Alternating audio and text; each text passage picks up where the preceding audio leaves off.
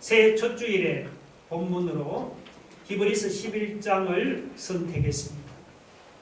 히브리서 11장은 믿음장이라고 우리가 잘 알고 있습니다. 우리가 본문을 읽을 때 우리 마음에서 어떤 반응이 일어나는 것을 반드시 느끼게 됩니다. 어떤 사람은 이 말씀을 통해 감동을 받을 수 있습니다.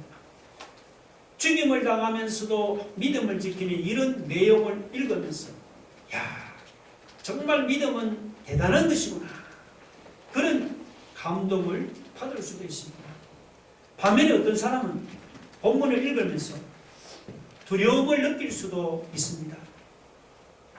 33절에 보면 그들은 믿음으로 나라들을 이기고 의를 행하고 약속을 받고 사자들의 입을 막았습니다.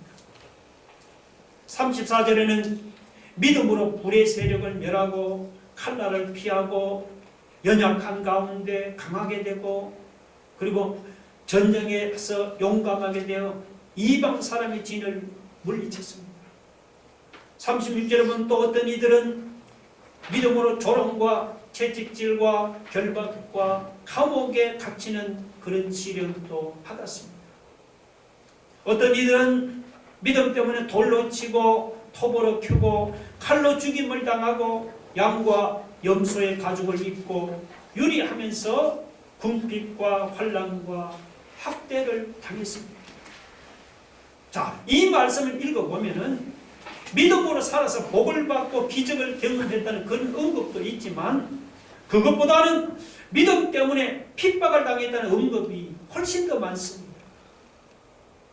믿음으로 살 때 이렇게 어려움을 많이 당한다면 누가 믿음으로 살려고 하겠습니까? 그러나 분명한 것은 감동을 받았든지 또는 충격과 두려움을 받았든지 간에 반응이 나타난다는 것입니다. 믿음은 반드시 주위 사람에게서 반응을 이끌어냅니다. 충격이 되든지 감동이 되든지 믿음에는 반응이 나오게 되어 있습니다. 여러분도 믿음을 가지고 살지 않습니까?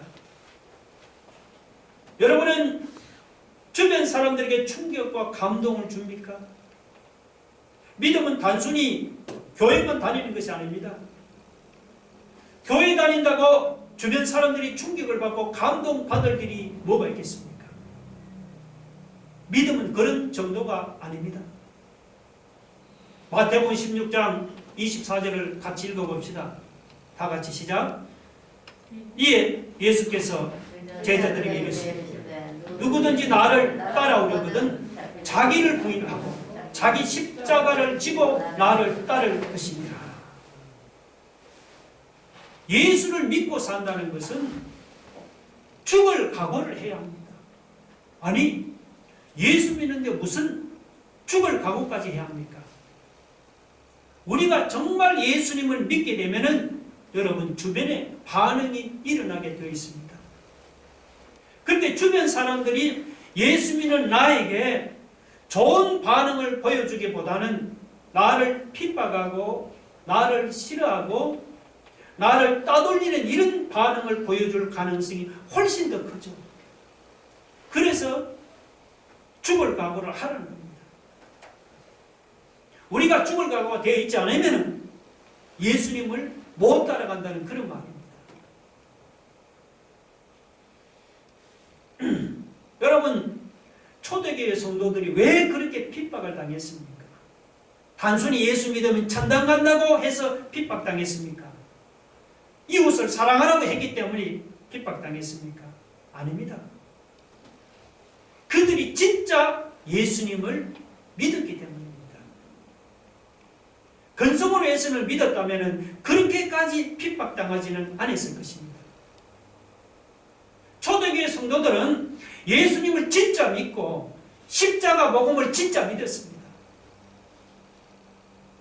우리가 아무 종교는 다 좋다, 어떤 거나 믿으면 다 좋다, 이런 태도를 보이면 핍박당할 일이 뭐가 있겠습니까? 예수 믿으면 구원받고 안 믿으면 멸망입니다. 이러니까 안 믿는 세상 사람들 눈에 예수 믿는 신자들이 좋게 보일 리가 없습니다. 예수님을 진짜 믿게 되면은 주변 사람들이 반드시 예수 믿는 사람을 싫어하고 핍박하게 되어 있습니다. 믿음으로 살았던 사람이 어떻게 살았는지 성경을 한번 보세요. 아브라함, 요셉, 모세, 다윗 등등 성경에 나오는 믿음의 사람들은 하나님을 만나고 다 어려운 길을 걸어갔습니다. 우리가 예수님을 믿기로 했다면 죄송하지만 편안하게 사는 것은 끝났습니다. 예수를 믿으면 어려움을 당하게 되어 있고 여러분 핍박을 당하게 되어 있다는 사실을 인정하시기 바랍니다. 그러면 도대체 믿음이란 무엇입니까? 고난이 와도 시험이 와도 핍박이 와도 끝까지 하나님의 뜻대로 살아가는 힘이 바로 믿음입니다. 우리의 신앙생활에는 죽어도 절대로 넘어가서는 안 되는 경계선이 있습니다. 그런데 믿음이 없이는 그 경계선을 우리가 지키지를 못합니다. 연단을 정말 오랫동안 받은 장로님이 한 분 있었습니다. 눈물로 새벽마다 나와서 기도하던 그런 분이었습니다. 그런데 부정한 방법으로 사업을 하다가 그만 구속을 당했습니다. 연단을 왜 받았습니까? 좋은 직장을 다니던 안수 집사님이 뇌물을 받아서 그만 회사에서 쫓겨났습니다. 안수 집사까지 되는 동안에 도대체 무슨 믿음의 훈련을 받은 것입니까? 일이 너무 많다고 교회 사명을 내려놓고자 하는 성도들이 있습니다. 코로나로 먹고 살기 어렵다고 하나님이 정해준 경계선을 슬쩍슬쩍 넘어가는 일이 있습니다. 그래서는 안 됩니다. 우리 예수 믿는 신자에는 죽어도 넘어설 수 없는 경계선 바운더리가 있습니다. 여러분 그 길을 끝까지 지킬 수 있는 힘이 어디에서 옵니까? 믿음에서 옵니다. 믿음이 있으면 우리가 그 경계선을 끝까지 지킬 수가 있습니다. 보이지 않지만 하나님이 계시고 하나님의 나라가 분명히 있고 하나님을 나를 사랑한다는 확신이 믿음입니다. 이런 믿음의 확신이 있으면 고난을 당하고 핍박을 당해도 하나님을 믿는 그 길을 걸어갈 수가 있습니다. 여러분 세상이 너무 악한 것이 아닙니다. 세상이 악해서 우리가 믿음으로 살지 못하는 것이 아닙니다. 우리 믿음이 너무 작은 것입니다. 2021년 첫 주를 시작하면서 내 믿음을 한번 점검해 보아야 합니다. 내 믿음은 괜찮은 것인지, 하나님 앞에 내가 지금 당장 선다고 해도 문제가 없는 것인지 내 믿음을 점검해 보아야 합니다. 고린도후서 13장 5절 한번 볼까요? 같이 한번 읽어봅시다. 다 같이 시작. 너희는 믿음 안에 있는가? 너희 자신을 시험하고 너희 자신을 확정하라. 사도 바울도 너희가 믿음 안에 있는지 자기 자신을 시험해보고 확정해 보라고 말했습니다. 제가 노예 목사님으로부터 들은 이야기입니다. 그분이 성지순례를 갔을 때 이제 터키에서 배를 타고 지중해를 건너는 그런 일정이 있었습니다. 그분이 성지순례를 가기 전에 주일 설교 본문이 뭔가 하니까 바울이 그 지중해에서 유라굴라 광풍을 만났던 그런 장면이 있습니다. 그곳으로 이제 성지순례 갈 것을 생각하면서 그 목사님이 아주 은혜롭게 설교를 했습니다. 설교 여지는 뭐냐 하면 풍랑을 만나도 기도하면 두렵지 않고 말씀을 붙잡으면 두렵지 않고 사명이 있으면 두렵지 않다. 이제 그런 요지로 설교를 했습니다. 그런 은혜로운 설교를 하고 성지순례를 떠났습니다. 그런데 그 목사님이 배를 타고 가는데 엄청난 풍랑을 만났습니다. 얼마나 그냥 배가 흔들리는지 잠을 자지 못하고 성실해서 그냥 밤새도록 기도하고 두려워했습니다. 그 후에 아침에 이제 그리스 항구에 도착해서 배에서 내린 후에 그 목사님이 회개했습니다. 지난 주일 광풍 앞에서 두려워하지 말라고 설교를 해놓고 막상 자기가 풍랑을 당하니 그렇게 두렵더라는 것입니다. 그래서 주일 설교한 것을 회개했습니다. 우리가 머릿속에 있는 지식의 믿음을 가지고 살다가 나중에 하나님 앞에 설 때 그것이 믿음이 아니었다고 한다면 어떻게 하겠습니까? 여러분, 고난을 당하고 핍박을 당해도 끝까지 하나님의 뜻대로 살아가는 그 힘이, 그것이 믿음입니다. 정말 내게는 그런 믿음이 있는가? 2021년 우리가 한 해를 시작하면서 나는 정말 믿음으로 세상을 이기는 사람인지 여러분 자신을 한번 점검해 볼 수 있기를 바랍니다.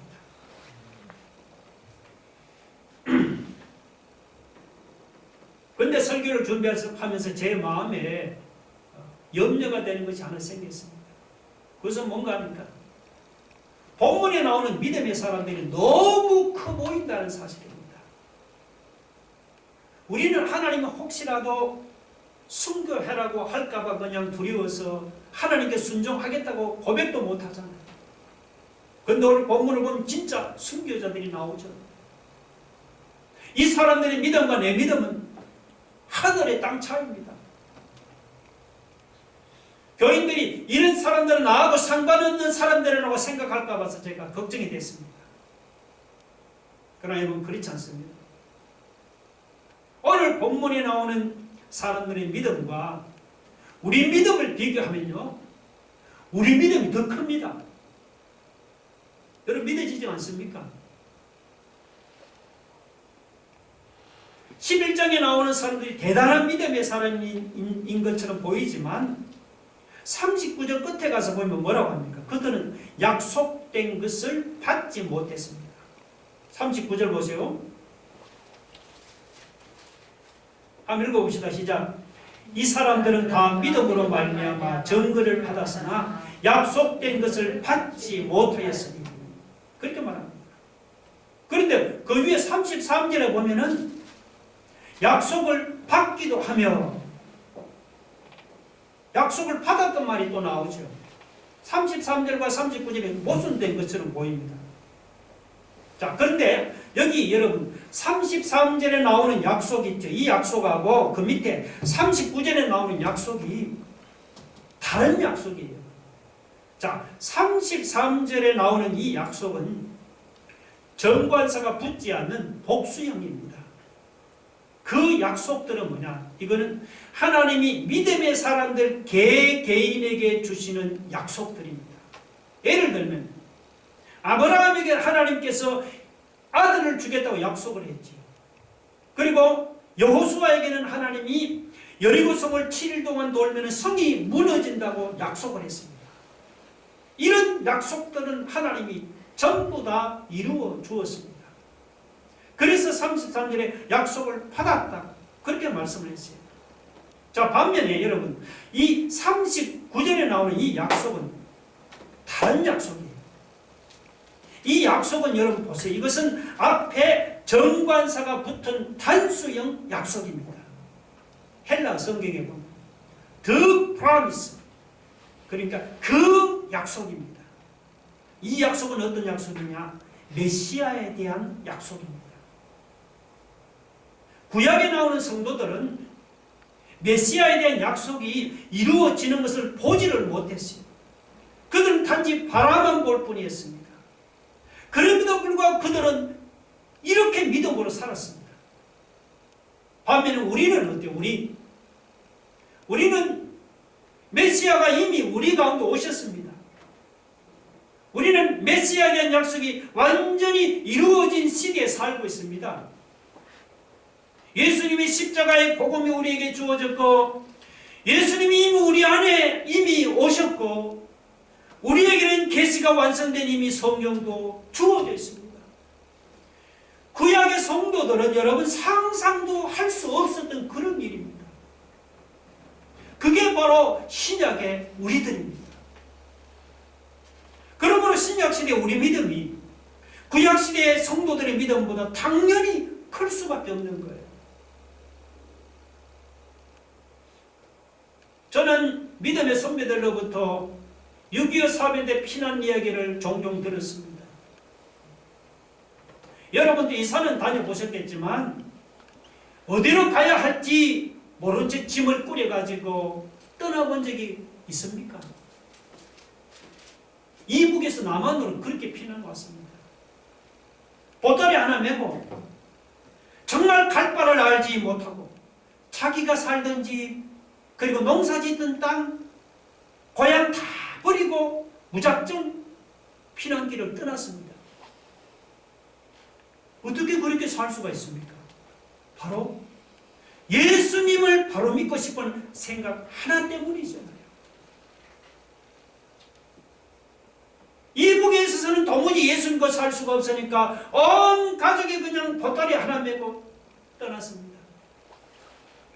그분들은 그런 믿음으로 결단하고 정말 대책 없는 피난길을 떠났고, 그리고 피난길에서 병으로 죽는 일도 있었고 폭격으로 죽고 비참했지만 그분들은 믿음으로 살았습니다. 이런 사람들이 다 믿음의 사람이죠. 오늘 우리 안에는 이미 우리가 상상할 수 없는 그런 믿음이 있습니다. 여기 히브리서 11장의 사람들만 믿음의 사람들이 아닙니다. 오늘 저와 여러분 우리에게도 상황이 주어지면은 우리가 놀랄 만한 그런 믿음의 역사가 일어납니다. 우리는 이미 계시의 완성인 예수 그리스도를 보았다는 점에서 우리는 구약의 성도들보다 더 큰 믿음을 가진 사람이라는 것을 여러분이 믿으시기 바랍니다.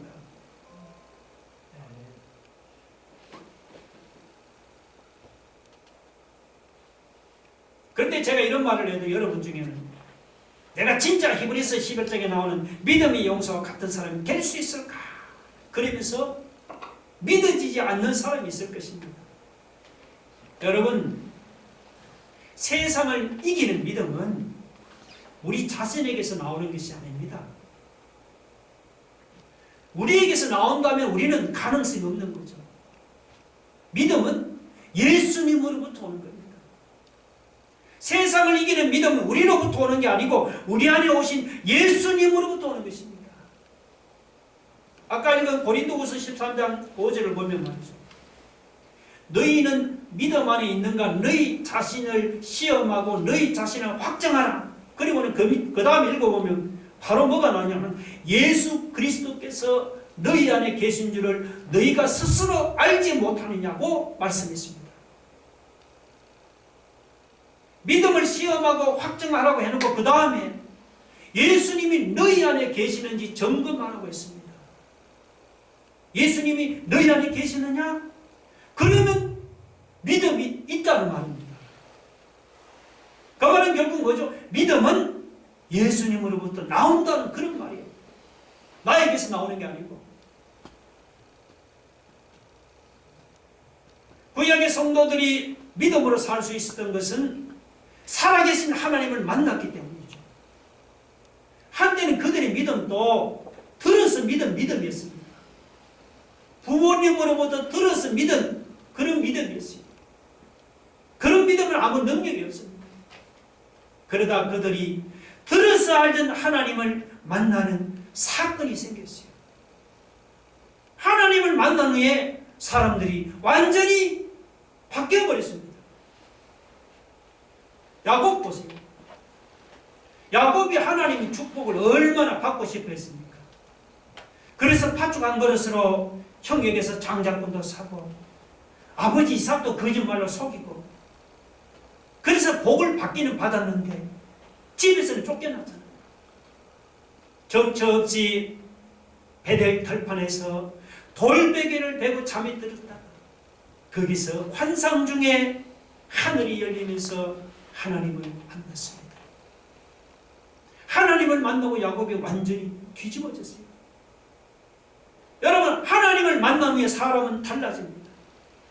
그냥 믿음이 아니에요. 하나님을 만나면 세상을 이기는 그런 믿음이 생기는 거예요.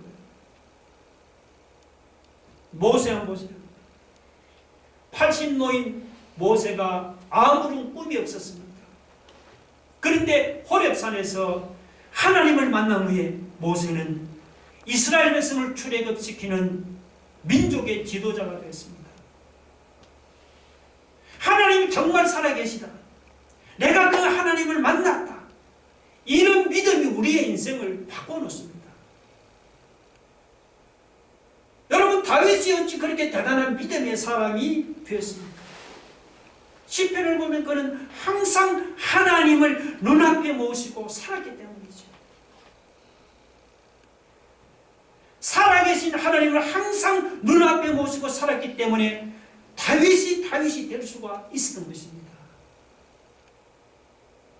여러분, 우리는 어떻습니까? 이 말을 들으면 여러분 중에도 나도 야곱처럼, 나도 모세처럼, 다윗처럼 그렇게 하나님을 진짜 나도 만날 수만 있다면 나도 믿음으로 살겠다, 믿음의 사람으로 살겠다, 그런 사람이 있습니까? 그런 사람은 여러분 정신 좀 차려야 합니다. 우리는 들판에서 하나님을 만나고 호렙산에서 하나님을 만나 야곱이나 모세와 비교할 바가 아니죠. 하나님이 직접 어때요? 우리 마음에 하나님이 찾아오신 거예요. 그래서 우리는 항상 하나님을 마음에 모시고 살아갑니다. 그저 들판에서 한번 하나님을 만났고 산에서 한번 하나님을 만난 것이 아닙니다. 우리 안에 오신 예수 그리스도를 우리 마음에 모시고 살아가는 사람이에요. 누가? 우리가요. 그러니 우리를 다윗과 여러분 비교할 수 있겠습니까? 모세와 비교할 수 있겠습니까? 야곱과 비교하겠습니까? 우리는 그들과 비교가 안 되는 큰 믿음을 가지고 있습니다. 여러분, 우리는 우리의 마음에 하나님이 아들 예수 그리스도를 모시고 사는 그런 사람이라는 사실을 여러분이 잊지 마시기 바랍니다.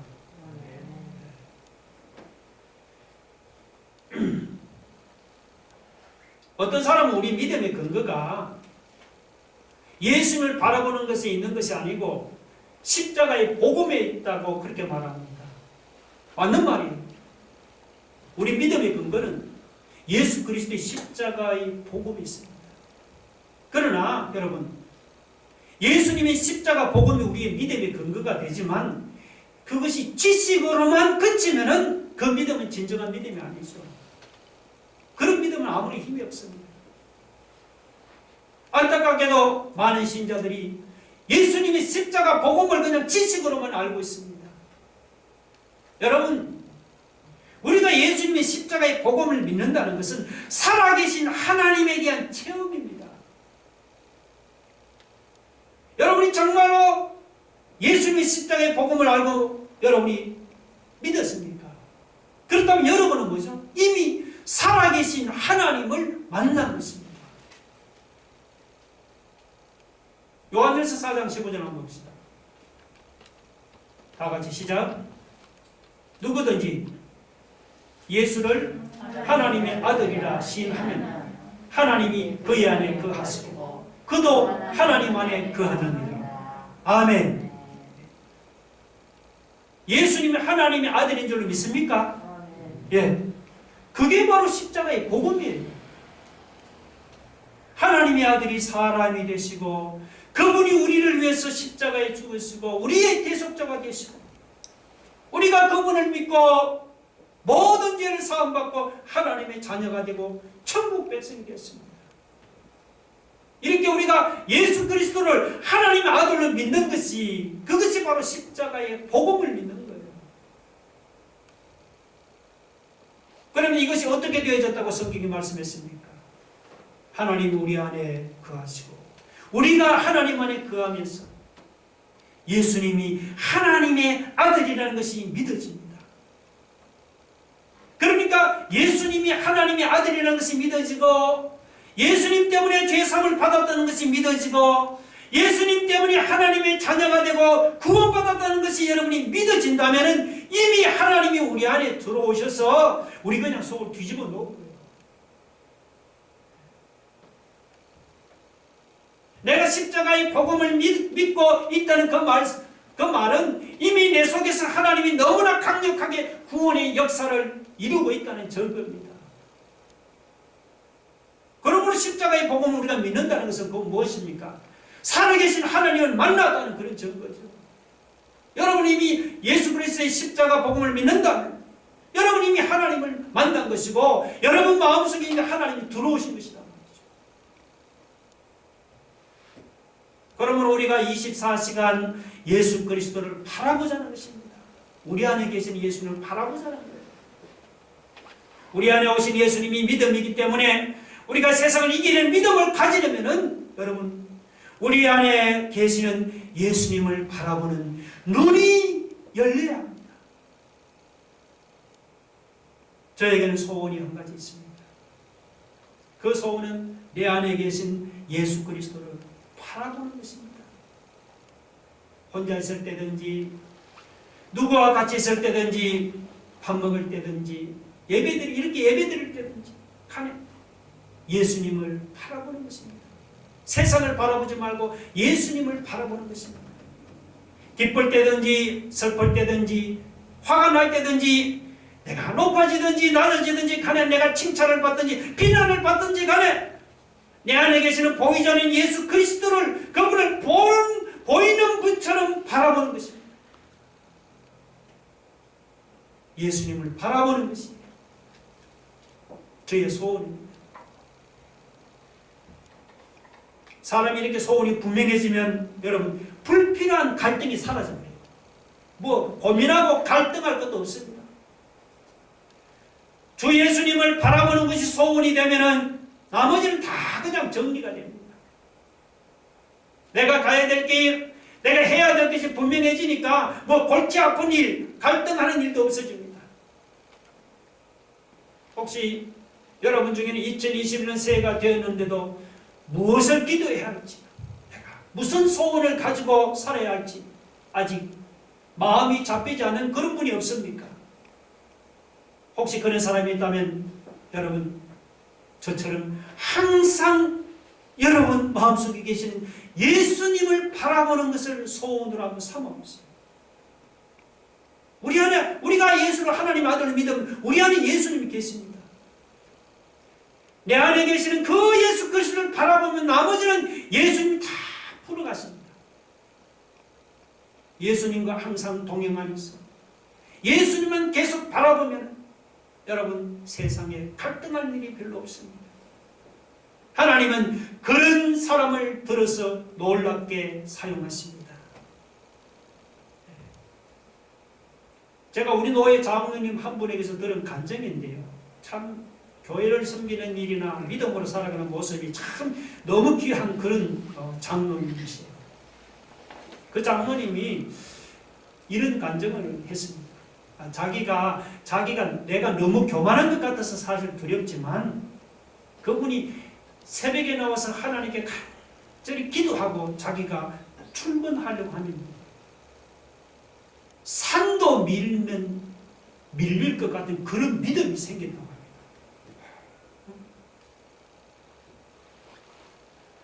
산도 내가 밀면은 밀려질 것이야.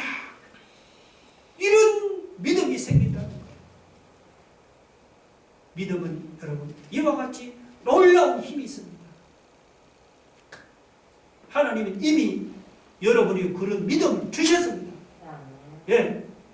예수님이 이미 우리 안에 오셨죠. 그러므로 어려운 일을 만났다고 두려워하지 마시고 고생되는 일이 생겼다고 위축되지 마시고 여러분 이미 우리 안에 오신 예수 그리스도를 여러분 믿음으로 바라보시기 바랍니다. 믿음으로 예수 그리스도를 바라보고 예수님을 의지하고 예수님을 우리가 붙잡고 2021년을 살아가면은 우리 앞에 코로나가 아니고 내 앞에 태산 같은 문제가 내 앞을 가로막고 있을지라도 예수님이 다 해결해 주실 줄로 믿으시기 바랍니다. 우리 한번 다 같이 기도하겠습니다. 여러분, 우리가 예수를 믿으면 이 땅에서 어려움을 당하게 되었습니다. 그러나 믿음의 확신이 있으면 어떤 어려움이나 고난도 우리가 이길 수가 있습니다. 우리가 어떤 분이에요? 어떤 사람입니까? 우리는 구약 성도들처럼 하나님을 그저 잠깐 만난 것이 아닙니다. 우리 마음에 하나님을 항상 모시고 우리가 살아갑니다. 계시의 완성이신 예수 그리스도를 만나서 마음에 모시고 살아간다는 그런 점에서 우리는 하나님을 그저 잠시 잠깐 만난 구약의 성도들보다 비교할 수 없는 큰 믿음을 우리가 가지고 있습니다. 여러분, 예수님 하나님 아들이라고 믿어지면 이미 예수님이 여러분 심령에 계십니다. 내 안에 계시는 예수 그리스도를 하나님 그분을 바라보고 2020년 어떤 어려운 일이 있을지라도 상황을 바라보지 오지 말게 하시고 내 안에 계신 예수님을 믿음으로 바라보고 나가면은 코로나도 해결해 주시고 태산 같은 문제가 내 앞을 가로막을지라도 내 문제를 해결해 주실 것을 믿습니다. 우리 다 같이 한번 통성을 기도하겠습니다. 하나님 아버지, 오늘 우리가 2020년 새해 하나님 주시는 말씀을 받았습니다. 하나님, 우리는 모세가 위대하고 다윗이 위대하고 야곱이 위대한 것 같지만 그들은 하나님 그저 잠시 잠깐 만났을 뿐입니다. 우리는 이미 하나님, 그 하나님 우리 마음속에 모시고 항상 하나님과 함께 우리가 동행하며 나가는 그런 믿음의 사람의 것을 우리가 믿습니다. 아버지 하나님, 그러므로 우리는 세상을 바라보지 말게 하옵시고 내 안에 계신 예수 그리스도를 하나님 항상 그분을 믿음으로 바라보면서 주여 하나님 그분을 붙잡고 내 안에 계시는 하나님 예수 그리스도를 의지하고 나아가면 내 안에 계신 예수 그리스도께서 몇몇 년 동안 이 하나님 코로나 위기는 물론이고 우리가 어떤 환난 어려움을 당하든지 간에 우리의 모든 문제를 주님이 다 해결해 주실 줄 믿습니다. 주여 우리에게 이 믿음을 주심을 감사하며 이 믿음에 안 떨리지 않은 우리 믿음의 성도들 되게 하여 주옵소서.